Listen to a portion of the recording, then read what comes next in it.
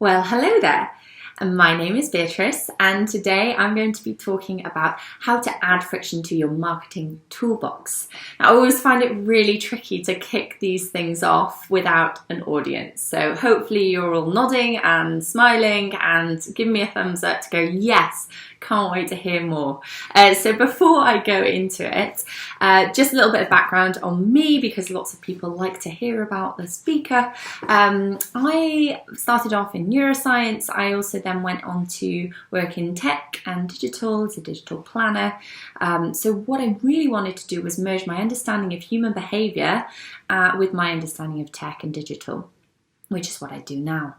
I am currently undergoing a behavioural science master's at the LSE, and I do that alongside my job. So my job currently is helping businesses, empowering them to make their business more customer-centric using behavioural techniques.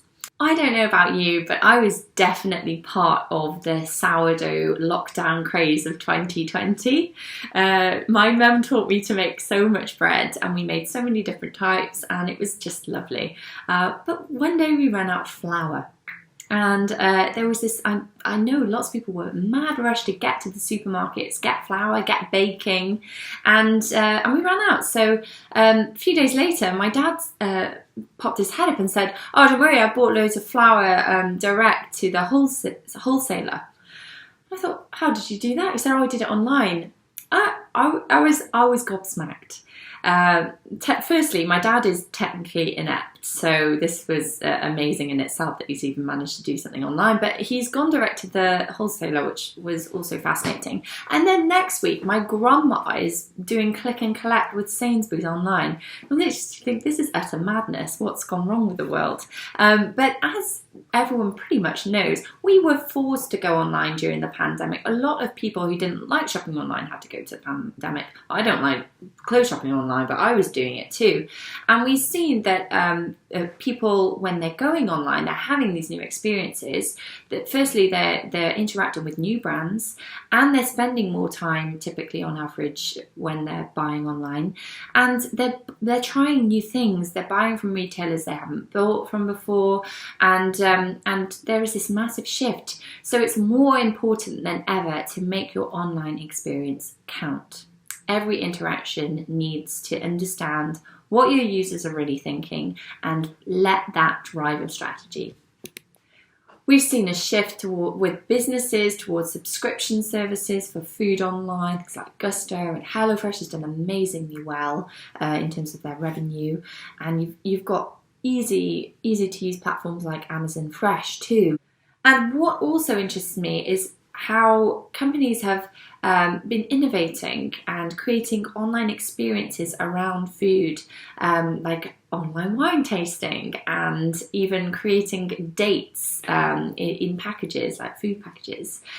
So there are so many opportunities out there at the moment that people are buying into, and so now is the time for us to be innovating and creating cool experiences online and really engaging our audiences and maximising this opportunity. It's quite clear that the role of the CMO has changed. They are expected to deliver more now than ever, and marketers really need to take this opportunity to engage new audiences as they come through on digital platforms. And in a time where uncertainty is really the only thing we need to be certain about, I think the pandemic has really shown that, it is really more important than ever to understand what people are really thinking and understand what they're really feeling, and feed that into your strategy. In terms of approaching that, there is a difference between what businesses sell and what customers buy. Businesses sell products and services, very rational. Customers buy emotions and they buy imagination, and that's a lot less rational. So if we're not using psychology and really understanding what customers really want, then we're missing a trick. So we really need to take an outside-in approach rather than selling things very much from the business's perspective. The customer's needs and behaviour need to drive your strategy. So I've centred this talk today around friction. And friction is when two opposing forces come together. And in terms of user journey, in UX, friction is seen as a no-go. Friction is seen as preventing users from getting to where they need to go in a journey. And typical UX mantra says, make me not think. Create frictionless journeys. Don't disturb me on my journey. During this talk, I'm actually going to argue that we do in fact need to add friction to journeys. We need to make people think, and it's more important, especially when you're trying to increase memorability and brand affinity across your user journeys and user experiences. Also, a quick note here: positive friction gives customers control, or makes them feel that they're in control. And that's a really important driver, especially during the pandemic, as when we're trying to increase trust and we're trying to increase brand affinity too. So I'm going to take you through 3 behavioural principles today. Only picked 3. There's obviously loads, but I've made it pretty snappy. And it's really important to look at how to use friction across the funnel, because each stage is really important. So as I go, I'm going to highlight what areas we're looking at. In order to illustrate a point a little bit later, I'd like to invite you, please, if you wouldn't mind, to read the words that you can see on this blackboard, please, to yourself. All of them.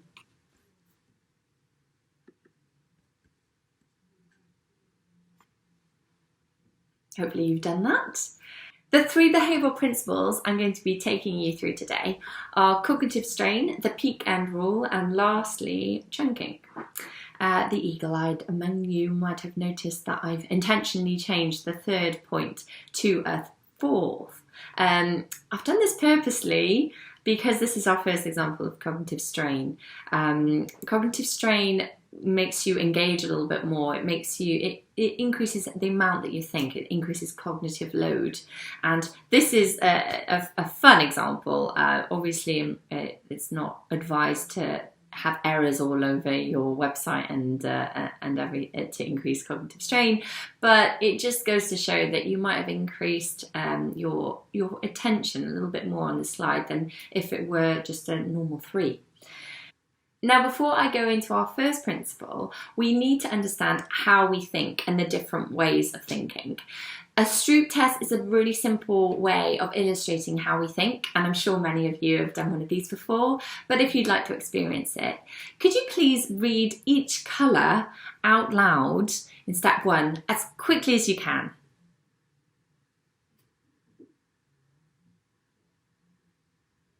Once you've finished that, please can you name the colour of each word as quickly as you can in the second step?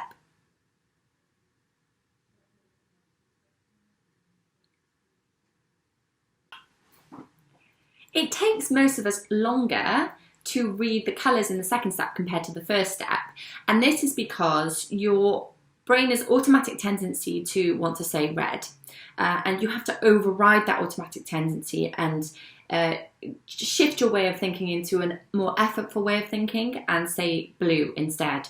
So you're changing an automatic thought pattern.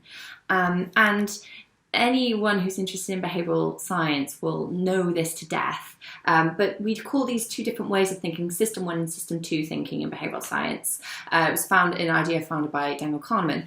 And the System 1 thinking is automatic, it's effortless, whereas System 2 thinking is effortful, it's conscious, and it's more complex. So what I'm saying is that we have to shift System 1 thinking, which is the typical UX way of doing things, into System 2 thinking and make certain aspects of the journey more effortful. An example of using System 2 thinking and making users think harder during a user journey is customization and personalization tools.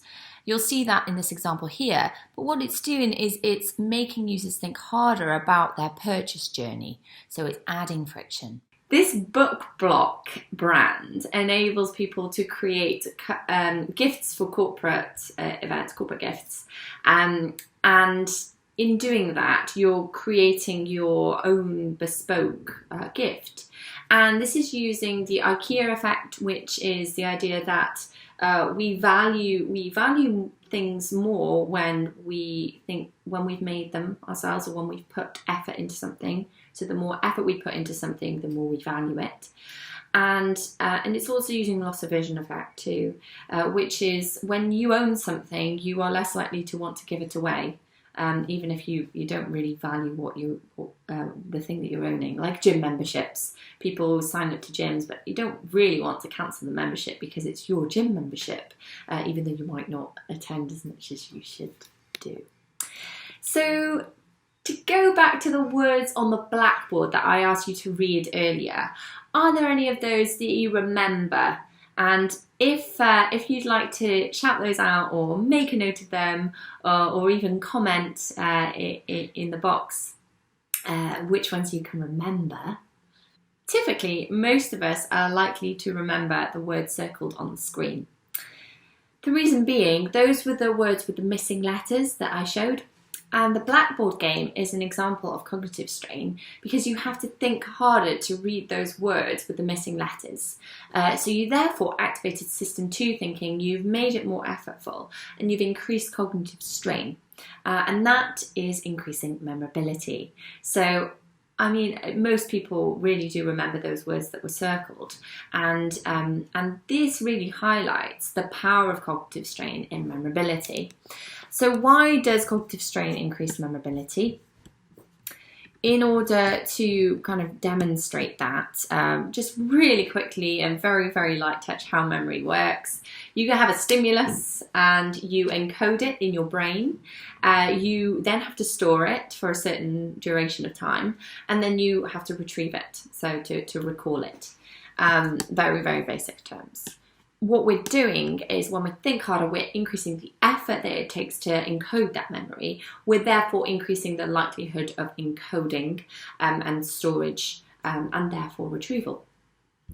So another note here, which is quite interesting, the more emotion at the point of encoding, the more likely you are to remember it too. The idea of cognitive strain increasing memorability is all very well and good, but how do you introduce that across your creative and across your website experience?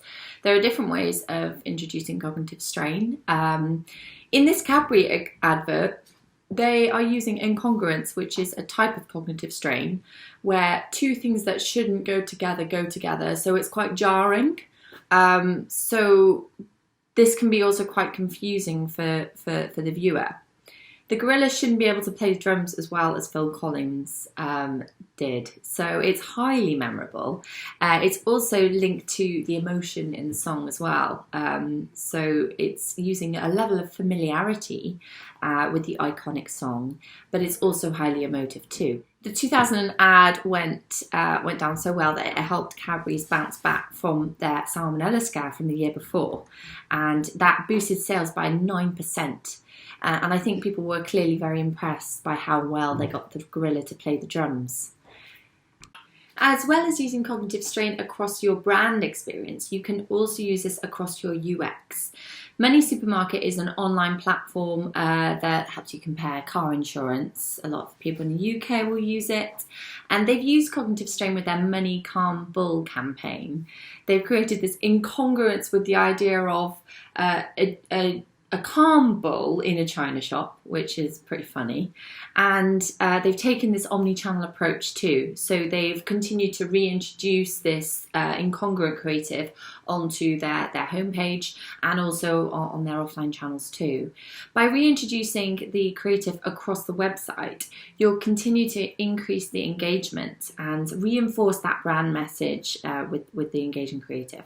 I wonder if they could have gone even further with it and use it at key moments across the journey, because this is really important to increase the overall experience of the overall perception of an experience, which I'm going to come to when I discuss the peak end rule a little bit later. To reiterate, it's really important that we use friction across the funnel, and these are the different stages that I've just quickly highlighted. From brand awareness, we are looking to increase attention and create highly relevant messaging to raise awareness. And this is currently where these two campaigns are sitting, the Money Campbell and the Cadbury's advert. And a bit further down the funnel, you can see things like emotion and sense making, which is at the consideration phase. And then people who are ready to make a decision, as decision making phase, and that is how to drive action with friction. And then once someone has made an interaction or a purchase decision, the re-engagement is about community and nurturing and continuing that relationship. A recent campaign that I loved, which is food related, was KFC's Hot and Spicy campaign, and they use their KFC, the chicken, in different contexts. So this is using incongruence again. So you can see lots of brands use this, but you can even see it does increase cognitive strain, because you firstly look at the rocket and it looks like there's smoke billowing out, but it is in fact chicken, which is brilliant, I think. So moving on to the consideration phase across the funnel, I'm going to be talking about the peak end rule, which is another behavioural technique. When we remember things, you would typically think that we remember an average of the whole overall experience. Well, this isn't actually the case. We remember 2 given points of an overall experience. We remember an average of these 2 points too. So the first average of the experience we remember is the peak of emotion, which is either positive or negative. And we remember the end of an experience, which again is either positive or negative. And those peaks are what govern the total overall perception of the whole experience, which I find fascinating. For example, in medicine, people remember the peak of pain and the end of an experience. So we typically say, rip the plaster off, get the pain over and done with, do it quickly. Well, it's not really the best option actually, because if you remove the plaster slower, we're more likely to get a lower peak of pain, and even though the duration of pain might be prolonged with a slower experience, we're not getting that peak as high, which means that actually the overall experience of the pain is lower than if you do it really quickly and rip it off quickly. So for UX, you want to make the peak of the emotion, wherever that is across your journey, and you want to make that positive. And you also want to make the end of an experience positive too, because those are the 2 points that creates the biggest bias in the overall perception of the experience. I've done a lot of research into the peak end rule, and there aren't a lot of good examples of people using this clearly and effectively across their user journey. There is this one that I found where MailChimp, which I'm sure lots of you use this or know about it, but it's a platform that allows you to send out emails via a CRM. When users are about to send emails out, they've identified that there might be a peak of emotion before sending out emails, where users might feel a little bit hesitant or a little bit anxious before sending out emails to lots of people. So they have, at this point, what they've done is they've introduced this little GIF of a chimp, which is about to press a big red button, like, oh, you're about to send that email out. And they're reinforcing the peak of the emotion at that point. So they've identified it and they're maximizing it. But what they're doing by making a joke of it, it makes it potentially a little less nerve-wracking for the user. And then once you send the email, it reinforces the behavior with a high five. So it's using those 2 points, the peak of emotion and the end of an experience, to reinforce positive engagement at those points. If you're ordering a pizza on Domino's, the experience is pretty different to any other delivery service. You have this cool little track your order AI, and he tells you when the pizza is in the oven, and when it's baking, when it's out for delivery, when it's done, putting the toppings on, etc. So they're really using storytelling here to increase engagement and to keep the user excited and engaged and getting ready for their pizza, which is quite a nice way of increasing engagement and emotion on the run up to the end event, which is obviously the pizza, which you'd hope would be positive considering you've ordered one online. And so moving on to the decision-making aspect now, I'm going to talk about chunking. Chunking is a pretty well-known thing in UX, especially for reducing friction, actually.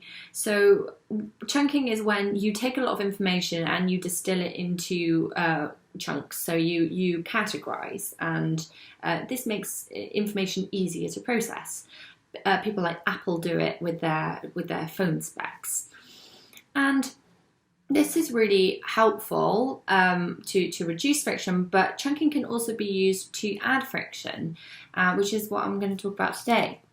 And the example that I've chosen to talk about is Packed Coffee, who are a subscription coffee service where you sign up to a 6-month coffee delivery. And when I did this, I actually bought this for my dad for his birthday. And when I went to the checkout, I had no option but to choose from one of the 3 coffee ranges. You can see you've got the house coffee, you've got the select coffee, and you've got the micro lot coffee. I found this really interesting because they're actually giving me 3 different options. The good, better, best option is what you call it in marketing. The good option is the lowest price, the better is the middle price, and it's pre-selected. And then you've got the best option, which is the most expensive. This is an example of chunking, of categorization, and it's also a good use of dummy pricing. And that's what we call anchoring in behavioural science. Dummy pricing is when you put a more expensive cost option at the top. So the micro lot is the dummy price, and it's intentionally more expensive, and most people do not select that option. Most people actually select the middle option. The reason being is that dummy pricing makes the middle option seem more valuable. So it shifts people from the lowest price option into the middle range. You can see brands using comparison across their product range. Apple, I showed earlier, but also Tesla. Tesla used a product comparison and anchoring when asking users to sign up to their dual or single or tri-motor for their Cybertruck, which is pretty exciting. They previously thought that they'd get more sign-ups for the lower priced single motor. However, what they found was 17% pre-ordered a single motor, and they had to actually shift their production priorities to the more expensive dual motor that they thought people wouldn't be signing up to as much. And actually 42% of people signed up for that. And then the most expensive tri-motor, they actually got 41% of orders on it. So it just goes to show that by positioning the product with comparisons and anchoring, people are less inclined to go for the least expensive model. I wanted to touch on ethics as well. So using behavioural methods in digital is a real buzzword at the moment, and potentially a really dangerous trend. Most of us have seen The Social Dilemma on Netflix, where the idea of digital platforms are creating this mind-numbing world where users aren't thinking. It's creating an addictive world where people are addicted to their screens, and it can be really disruptive for mental health. It can also be really disruptive for society too. So I think we've all got a bit of a responsibility as marketers and designers to not let this happen. We must use behavioural methods with caution and in the right way. If we don't add enough friction to online journeys, we're potentially creating a very mindless experience of zombie-like characters wandering throughout the internet. And it's just important to highlight also this trend of dark patterns online, where UX is used to lead people down the wrong path and trick people into making the wrong decisions online, or decisions that they don't realise they're making. And we need to be cautious of that.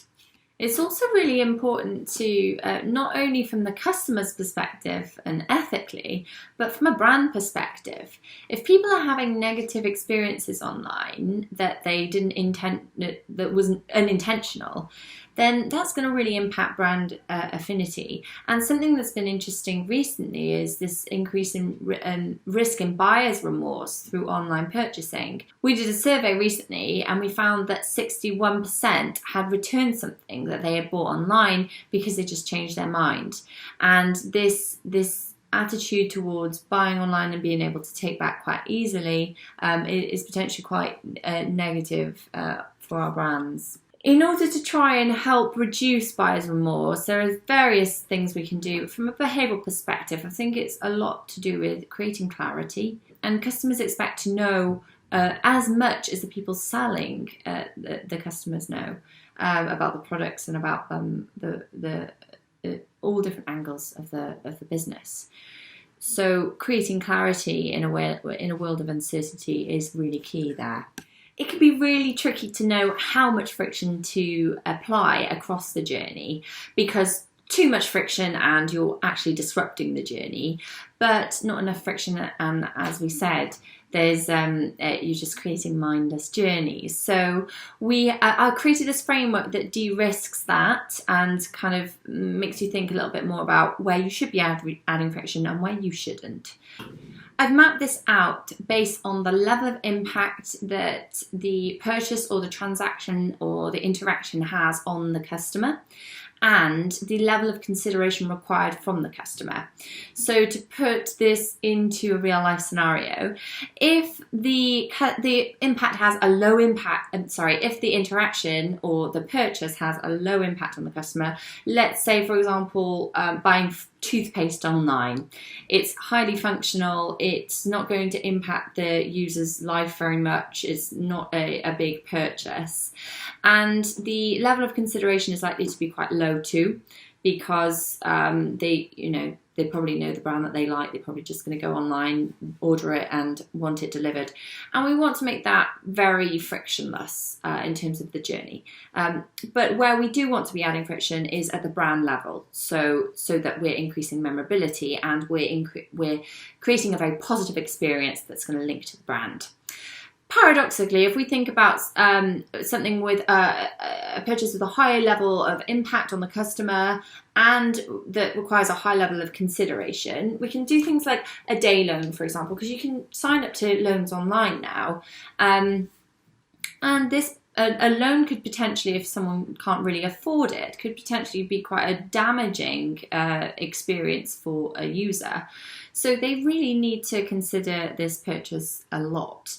And in order to help the customer, you should be considering in that circumstance introducing friction at the consideration phase and at the action phase, because you really need to ensure that the customer is making the right decision at that point. We can use techniques online to measure certain metrics that indicate psychological or behaviours or mindsets online in order to help people who might be in a potentially vulnerable state. And I won't go into this in too much detail, but we do have indicators of psychological vulnerability online. If anyone's interested in hearing more about that, then do let me know. So overall, hopefully you have learned the 3 behavioural principles today around cognitive strain, peak end rule and chunking. And if you'd like to have a chat with me about any of these or any of your challenges you're having on your website journey, then I'd be happy to have a chat. My email is beatrice@verge.co.uk, and yeah, I'd be happy to help. Thank you.